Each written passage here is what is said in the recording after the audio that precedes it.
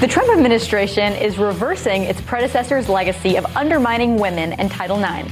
The Department of Education announced that June will now be dedicated to commemorating women and celebrating their achievement of equal educational opportunity.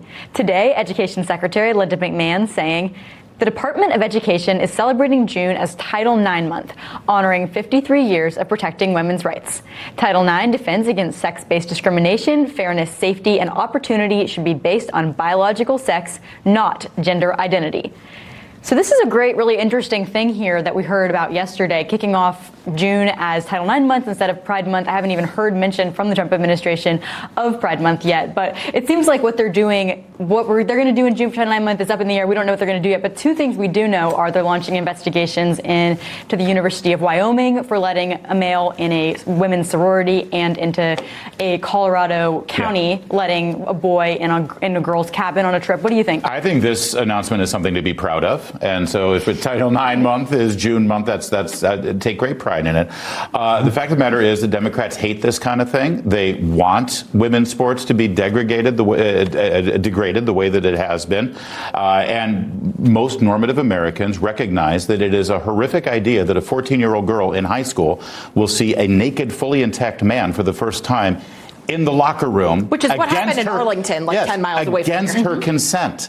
Again, why are the Democrats on board with that policy? Daniel, it's inexplicable to me. Speak for the Democrats, please, sir.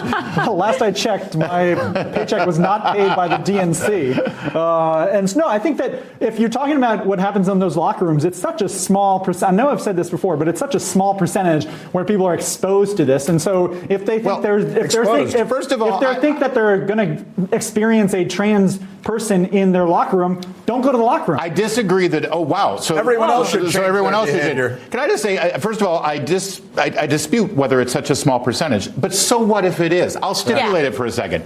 How many young 14-year-old girls have to be exposed to naked men genitalia against their consent? I mean, this literally what's the happened number that you're okay in with? Arlington County, and they're defending it. It's not like, oh, it happened, so something slipped through the cracks, and then we're going to arrest this guy who had a full hard-on in front of a young girl. I mean, isn't your logic here like saying, Elizabeth, if you're scared of having a crazy homeless dude flash you on the subway, don't go on the subway? I think any amount of this is too much. Any time that there's a young girl, someone's daughter, someone's sister, who's going to be in a locker room with a male and is going to feel terrified and potentially traumatized for life. I've talked to girls who've had to go to years of therapy to get over having these scary situations like this, some of whom, even if they've been sexually assaulted in the past, and then they're stuck in this locker room with a male. Outrageous. Very scary. You move it 10 feet, and it's a felony sex offense. Right. Move it into the hallway of the school, out of the locker room, and it's a felony. Yeah. And the Democrats are like, get over it, girls. These parents of girls can't talk to the parents of trans people and say, hey, can we work this out? Can we figure out something that both sides are comfortable with? Yeah, we can work out. Your son should stop his job. mental illness and stop pretending that he's a woman because he's not a woman. And here's the proof. Woohoo! I have nothing more to add to that, Mr. Plant. Once again, that's the Democrat. Mic drop. A lot of they got a Supreme Court justice that doesn't know what a woman is, and she's a woman. I could explain it to her.